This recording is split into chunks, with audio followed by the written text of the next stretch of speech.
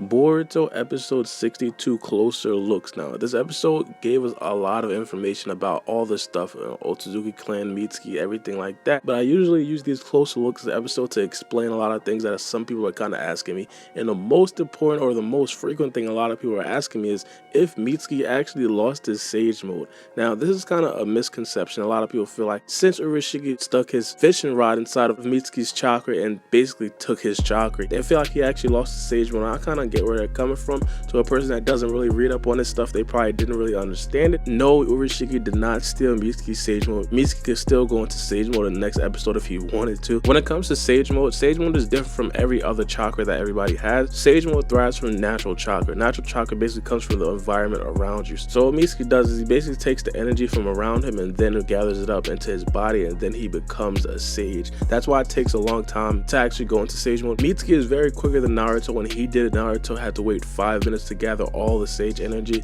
A character like Jiraiya had to have Ma and Pase on his shoulders for him to gather sage energy, mainly because he thought that it would be too long for him to gather sage energy within the heat of a battle. We see that against Pain. So it looks like Mitsuki is very much ahead of all those guys, but in terms of him having the sage mode, he's always going to have it. No one could take that away from him unless they brainwash him and have him forget how to gather natural chakra. Mitsuki's going to always have sage mode. Another thing people are asking is if Urashiki himself could enter sage mode. Now this is kind of hard, mainly because sage mode is not something that you automatically know how to use. Sage mode is something that you have to control. For example, if you guys think back to when Naruto was training in sage mode, one main drawback is that he could possibly turn into a toad at any moment whenever he forgets how to control his chakra correct. One person that actually took Naruto's sage chakra went on the paths of pain, and he actually turned into a stone toad. So turning into sage mode is not something that you could just steal. It's something that you have to learn. It's something that you have to practice with.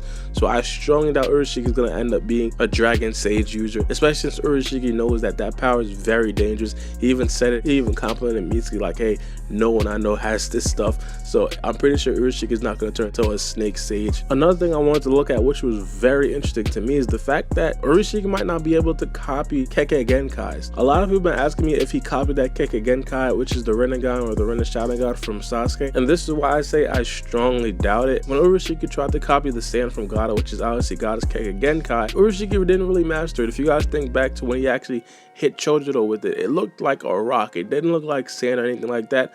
But look, as soon as Gaara touched that rock, it turned directly into sand, which is kind of like weird. Gaara never really used rock or anything like that. It's always sand, and as soon as Gaara touches it, it turns back into sand. And when he used it against Gaara, it was completely sand. So I'm guessing he could only copy that Kekegenkai if he's using it against the person that he stole it from, which is kind of interesting to me. I don't know why, but he does have that drawback. I'm guessing every ninjutsu has its weakness, so I'm guessing that's probably one of the weaknesses of copying a Kekegenkai. One of the things that a lot of people don't really understand is if magnet release is really a Kekegenkai. The thing about Gaara, and the thing in Gaara's case, it was explained that he got magnet release from one Shikaku and also his mom. I know there's some warriors out there that seemingly learned magnet release, but Gaara was basically born with magnet release. Gaara was born with magnet release to the point where he didn't even know what pain felt like. He actually tried to cut himself once, but hey, the sand or his Kekegenkai prevented it. So as far as Urashiki actually copying the Rinnegan or copying the Kekegenkai from Sasuke, I strongly doubt that, mainly because he wasn't using it against Sasuke. But the thing is, I do have to say, we don't really know anything about Urashiki. We're gonna get to have